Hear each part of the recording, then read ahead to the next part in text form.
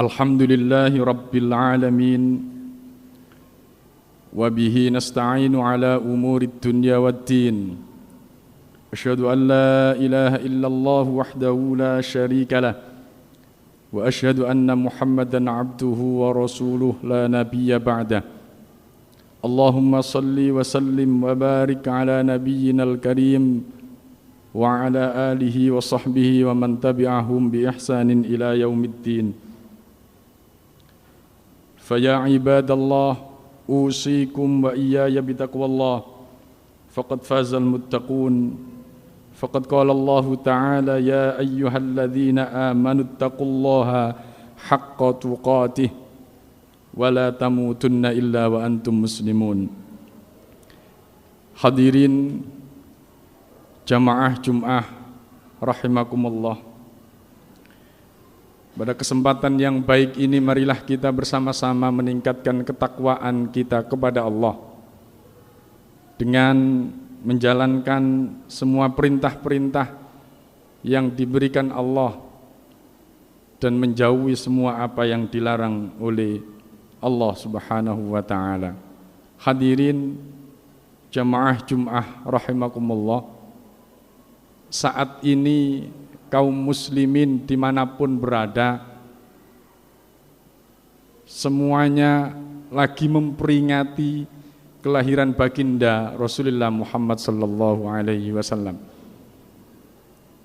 Pada kesempatan kali ini saya akan menyampaikan satu ayat Al-Qur'an, laqad kana lakum fi Rasulillahi uswatun hasanah liman kana yarjullaha wal yaumil akhir wa dzakarallaha katsira, bahwa pada diri Rasul itu ada uswah, ada contoh peri hidup yang sempurna yang bisa kita ambil untuk kehidupan kita di dunia maupun di akhirat.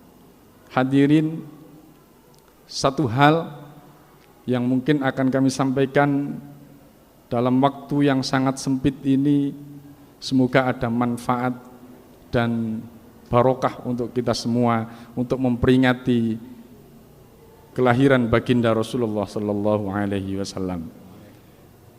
Bagaimana Rasulullah menghadapi musibah-musibah saat beliau menyampaikan risalahnya. Mungkin ini bertepatan dengan kita yang saat ini masih mendapatkan musibah yang masih belum juga kelar, yaitu adanya COVID-19. Bagaimana harusnya kita menghadapi musibah ini? Hal ini bisa kita tengok di dalam Al-Quran surat Al-Insyirah. Saya yakin panjenengan semuanya hafal surat Al-Insyirah, dan bahkan kiai-kiai kita sering mengijazahkan kepada kaum muslimin yang minta ketika dia mendapati masalah apa solusinya, kiai-kiai itu memberikan ijazah, perbanyak baca surat Al-Insyirah. Sebenarnya apa isi daripada surat Al-Insyirah itu? Mari kita bahas dalam waktu yang sangat sempit ini. Bismillahirrahmanirrahim.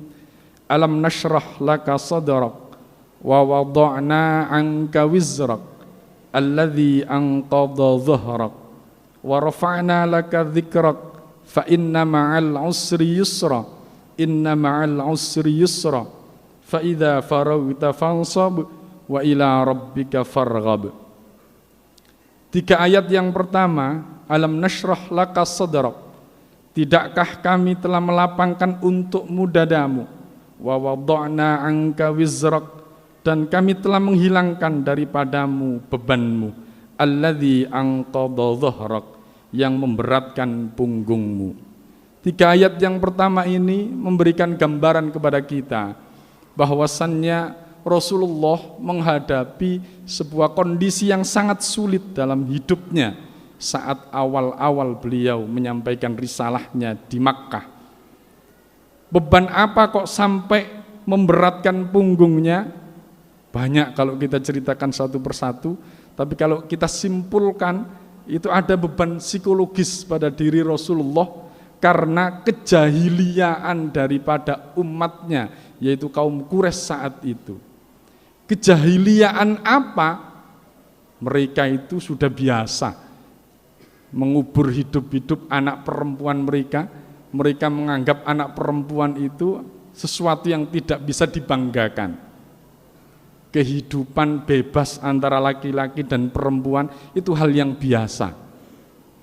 Bahkan mereka itu mungkin karena kondisi lingkungannya yang panas, mereka itu senangnya berperang di antara kabilah yang satu dengan kabilah yang lain. Pokoknya mereka itu adalah sebuah masyarakat yang betul-betul jahiliyah. Peradaban jauh dari peradaban modern, senengani paten pinaten, ya. Sesuatu yang sangat bertentangan dengan akal pikiran manusia. Ditambah lagi hadirin jamaah rahimakumullah, kaum kafir Quraisy yang begitu menghimpit Rasulullah sampai suatu ketika Rasulullah itu diboikot bahan makanannya, sampai-sampai Rasulullah itu beliau makan daun-dedaunan itu sampai beberapa bulan, karena memang suplai makanan dari kaum kafir Quraisy itu tidak ada. Jadi Rasulullah diboikot dari kampungnya dengan komunitas muslim sendiri, tidak boleh berhubungan dengan orang-orang di luar muslim itu. Beliau dan kaumnya itu membawa bekal makanan yang secukupnya, sehingga selama 2 bulan itu beliau makan makanan yang ada di situ. Daun-daunan pun dimakan. Hadirin jamaah rahimakumullah, kesulitan memang beliau hadapi saat itu.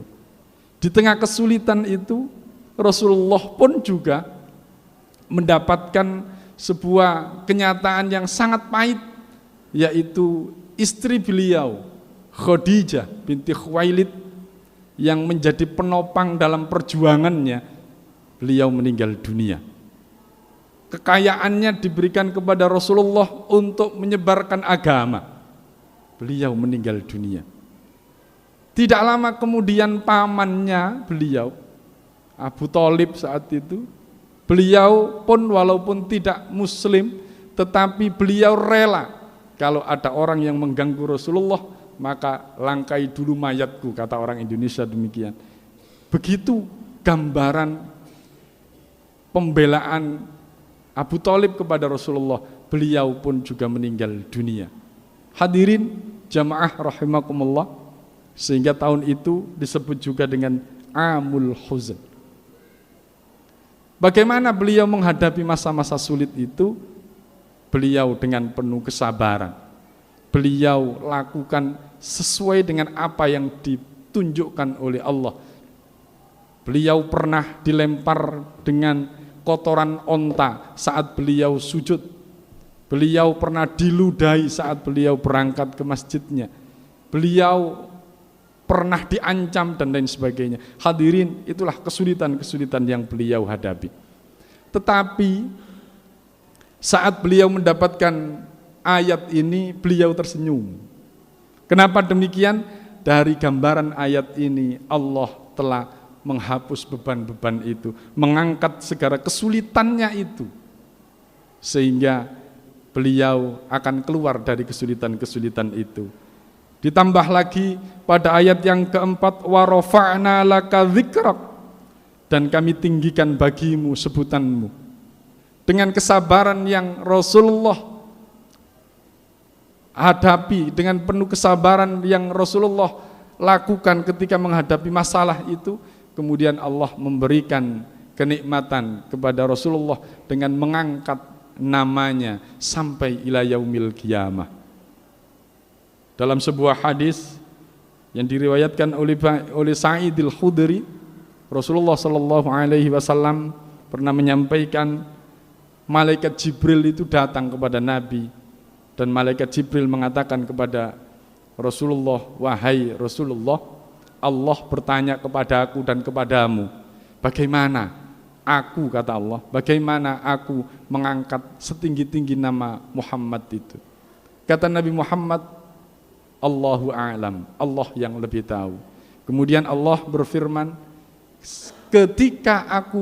ketika namaku disebutkan, maka Nabi Muhammad harus disebutkan setelah itu. Hadirin, kita tahu bahwa setiap kita sholat ada tahiyat, di situ ada syahadat. Setelah asyhadu alla ilaha illallah, pasti ada wa asyhadu anna Muhammadar Rasulullah. Kita tahu panggilan sholat adzan maupun iqamah itu asyhadu alla ilaha illallah, setelah itu wa asyhadu anna Muhammadar Rasulullah. Bahkan doa itu tidak akan dikabulkan oleh Allah manakala kita tidak memulainya dengan panjatan-panjatan puji kepada Allah dan kemudian disambung dengan sholawat kepada baginda Nabi Muhammad sallallahu alaihi wasallam. Hadirin jamaah rahimakumullah, itulah kenikmatan yang diberikan oleh Allah. Saat Amul Huzn, Rasulullah sallallahu alaihi wasallam mengalami itu, ternyata Allah menyiapkan pada diri Rasul akan mendapatkan kenikmatan yang luar biasa. Apa? Yaitu diundang langsung oleh Allah untuk mendapatkan Isra dan Mi'raj. Hadirin jamaah rahimakumullah, ayat berikutnya, fa inna ma'al usri yusra, inna ma'al usri yusra. Maka sesungguhnya sesudah kesulitan itu ada kemudahan, dan sungguh setelah kesulitan itu ada kemudahan. Ayat ini diulang dua kali. Ayat ini diulang dua kali menunjukkan begitu pentingnya. Dalam kajian bahasa, dalam kitab tafsir Ibnu Katsir mengatakan bahwasannya fa inna ma'al usri, al-usri di situ itu menggunakan isim ma'rifah. Isim ma'rifah itu tertentu, khusus. Tetapi di dalam yusra itu ada isim nakiro. Isim nakiro itu bersifat umum. Begitu pula diulang dalam kalimat berikutnya, ayat yang ke-6, inna ma'al usri yusra. Diulang lagi, bahwasannya ketika ada kesulitan yang satu, yang tertentu itu satu kesulitan, itu ada beberapa jalan keluar. Sehingga disimpulkan dalam kitab tafsir Ibnu Katsir itu, satu kesulitan itu akan mendatangkan beratus-ratus solusi. Ratus-ratus solusi. Hadirin jamaah rahimakumullah, Profesor Dr. Muhammad Ali Aziz, beliau menyampaikan bahwasannya di tengah setiap penderitaan itu sebenarnya kita itu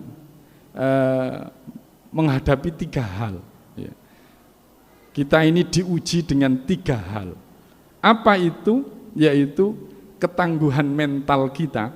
Yang kedua adalah kecerdasan emosional kita, dan yang ketiga adalah kedekatan kita kepada Tuhan. Yang pertama, dengan ujian yang Allah berikan kepada Rasulullah, ataupun dengan ujian yang saat ini kita hadapi, yaitu musim pandemi COVID-19 ini, maka ini berarti kita diuji Allah seberapa tangguhnya keyakinan kita, keimanan kita. Kalau Rasulullah tadi menghadapi semua masalahnya dengan kesabaran, dengan penuh keimanan, maka kita sebagai seorang mukmin harus meyakini dan melakukannya dengan sabar sebagaimana Rasulullah melakukannya. Kita punya prinsip hidup bahwasannya kita ini sebagai seorang mukmin tidak boleh putus dari harapan untuk mendapatkan rahmatnya Allah. Sesulit apapun yang kita hadapi, pasti Allah akan memberikan jalan keluar. Sebagaimana Al-Quran tadi, fa inna ma'al usri yusra. Itulah kehebatannya seorang muslim. Kalau orang-orang kafir, mungkin orang Jepang, ketika mendapati masalah yang tidak ada jawabannya, maka jawaban terakhirnya adalah bunuh diri. Tetapi kalau kita sebagai seorang mukmin, maka ketika kita mendapati sebuah masalah, seberapapun hebatnya masalah, tidak lebih hebat daripada masalah yang pernah dialami oleh para nabi-nabinya. Nabi Musa alaihi salam ketika mendapati masalah, di depan matanya ada lautan yang begitu luas dan di belakang ada tombak-tombak tentaranya Fir'aun, maju kena, mundur kena, ke samping pun juga kena. Ada jawabannya, apa? Tawakal kepada Allah. Apa tawakal kepada Allah itu? Ikhtiar, melakukan usaha seperti apa yang diperintahkan oleh Allah dan Rasulnya, dan kemudian doa kepada Allah, yakin kepada Allah bahwasanya Allah akan menolong kita, hasilnya adalah milik Allah. Itulah solusi daripada ketika kita mendapati masalah. Hadirin jamaah rahimakumullah. Yang kedua adalah kita diuji tentang kecerdasan emosional kita. Mungkin ya, saat ini ketika kita menghadapi musim pandemi COVID, banyak pabrik-pabrik yang tutup, banyak orang yang dirumahkan.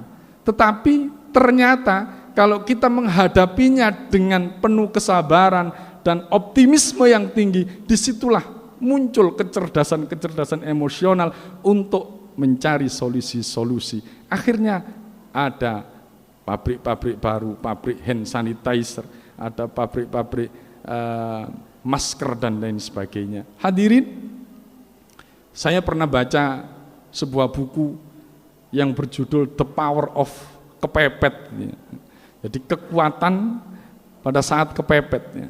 Dalam buku itu dapat saya simpulkan begini, orang itu akan bisa survive hidupnya, orang itu akan bisa fight dalam hidupnya, bisa siap bertarung dalam hidupnya, itu manakala dia itu dalam kondisi kepepet.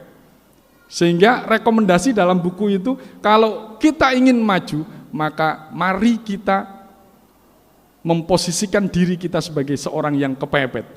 Karena dengan kepepet itu akan teruji mental kita, akan mendapati kecerdasan untuk mendapatkan solusi-solusi hidup. Yang ketiga, kita akan semakin dekat kepada Allah. Seiring dengan hal ini, Profesor Yohanes Surya itu, beliau ahli kimia, ya, ahli fisika. Beliau pernah mendapatkan juara Olimpiade IPA kalau tidak salah. Dengan teorinya mestakung, semesta mendukung. Seseorang itu kalau dengan kekuatan dan keyakinan hatinya terhadap sebuah niatan, maka apapun yang di samping kita itu akan mendukung untuk ketercapaian sebuah niat itu. Kalau di dalam Islam itu kita kenal dengan ada hadis yang mengatakan ana inda dhanni abdi bih. Bahwasanya Allah itu beserta prasangka hambanya. Kita itu harus positive thinking. Harus berpikir positif. Ketika pikiran kita itu positif, maka seluruh alam raya ini akan mendukung positifnya pikiran kita. Alam raya ini, semua SDM yang ada di sekitar kita ini akan mendukung terhadap keberhasilan apa yang kita cita-citakan itu. Itu konsep-konsep dalam dunia ilmu ya. Hadirin jamaah rahimakumullah, yang terakhir adalah kedekatan kita kepada Allah. Dengan adanya musibah itu, Rasulullah itu selalu menangisnya kepada Allah, selalu munajatnya itu kepada Allah. Kita ketika menghadapi masalah-masalah seperti ini, ayo kita kembali kepada Allah, kita minta kepada Allah. Mungkin ini karena dosa kita minta ampun kepada Allah. Mungkin ini adalah cobaan dari Allah, kita minta kepada Allah agar dikuatkan keimanan kita dan dikuatkan ketangguhan mental kita. Hadirin jamaah rahimakumullah, insya Allah kalau kita yakini dengan seperti itu, maka apapun musibah yang kita hadapi, kita yakin setelah itu pasti ada yusron, ada kemudahan, ada solusi yang luar biasa. Insya Allah setelah COVID ini, insya Allah akan ada harapan hidup yang luar biasa yang akan menjadikan kita semakin baik ke depannya. Hadirin, untuk berikutnya ada 2 ayat yang terakhir. Fa idza faraghta fansab wa ila rabbika farghab. Maka apabila kamu telah selesai kerjakan dengan sesungguh-sungguh urusan yang lain. Ketika kita sudah meyakini hal itu, bahwasannya COVID dan sebagainya ini adalah sebuah ujian, maka ayo kita lanjutkan hidup kita dengan new normal life, dengan pola hidup yang baru. Mungkin yang tidak biasa pakai masker kita biasakan, ternyata enak juga. Mungkin setelah itu hadirin jamaah rahimakumullah akan ada hal-hal yang luar biasa ketika kita membiasakan kehidupan bersih seperti itu. Wa ila rabbika farghab, dan kepada Allah kita berharap semoga semua itu akan segera berlalu dan semoga itu semuanya akan menjadi lebih baik dalam hidup kita. Hadirin jamaah rahimakumullah, semoga pada hari ini kita bisa meneladani bagaimana Rasulullah menghadapi kesulitan hidup itu dengan kekuatan keimanannya, dengan penuh kesabarannya, dan dengan kecerdasan emosionalnya, dan dengan kedekatannya kepada Allah. Semoga itu semuanya menjadi solusi bagi kita di tengah permasalahan-permasalahan COVID-19 ini. Barakallahu li wa lakum fil Qur'anil azim wa nafa'ani wa iyyakum bima fihi minal ayati wadh-dhikril hakim wa taqabbalallahu minni tilawatahu innahu was-sami'ul basir. Aqulu qawli hadza fastaghfiru innahu wal ghafurur rahim.